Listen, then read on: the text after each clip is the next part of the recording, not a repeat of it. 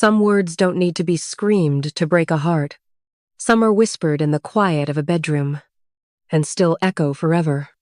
I told him, "You're my second choice, but you try hard." And just like that, he stopped trying and left, quietly, like I hadn't just shattered him with a smile. I'm Marissa. I'm 29. And before you judge me, just listen. Because I didn't say it to be cruel. I said it like it was a compliment. Like he should be grateful that I gave him a chance at all. And maybe that's the problem. Maybe I got too used to thinking people should be thankful just to be in my orbit. I met Adam 6 months after my engagement with Derek fell apart. Derek was the one everyone thought I'd marry. Tall, charming, successful. He had this magnetic pull that made people lean in when he spoke. But he also had secrets.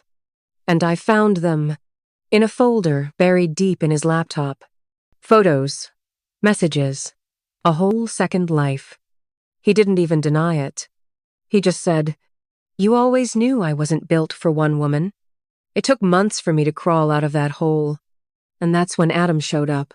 Adam was the opposite of Derek in every possible way. Soft-spoken, reliable, steady. He remembered how I took my coffee after our second date.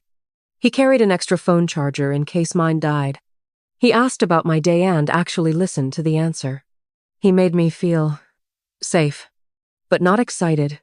And maybe that's where it all began. I didn't light up when his name popped up on my phone.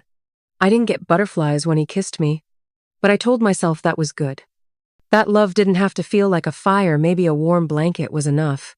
He told me he loved me after 2 months. I didn't say it back.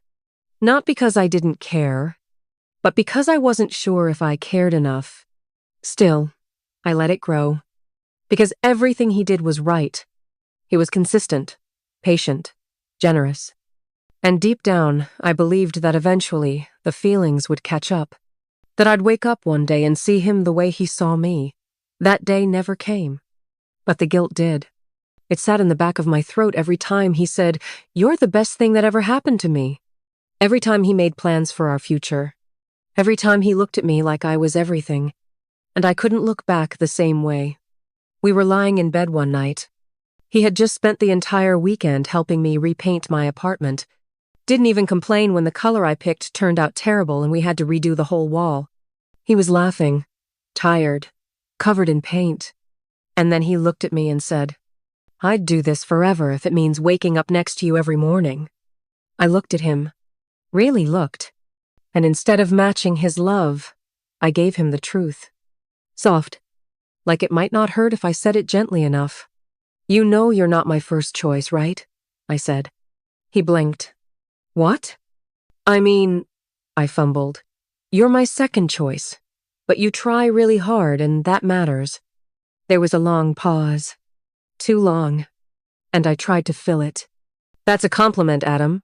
Most people don't even try. You do. That's why we work." He didn't say anything. He just nodded. Once. Then rolled over and turned off the light. He left the next morning. Didn't argue. Didn't yell. Just packed a small bag, took his laptop, and said, "I think I need some space to think." And I let him go. Because I assumed he'd be back. He always came back. But this time, he didn't.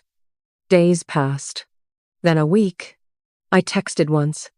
No reply. Then I called. Went straight to voicemail.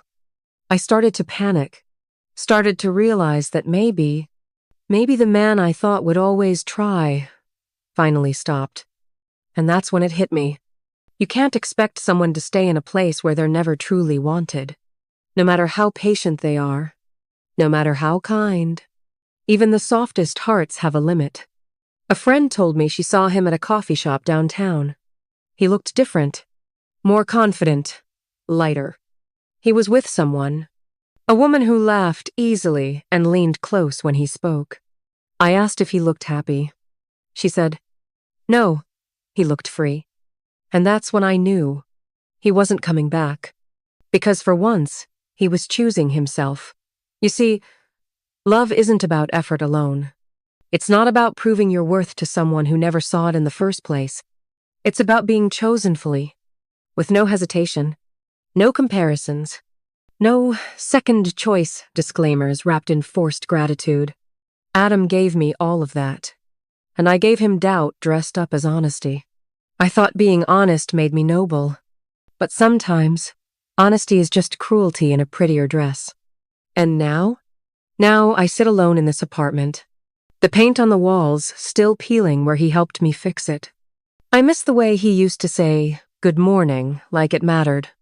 I miss being someone's first choice, even if I didn't deserve it.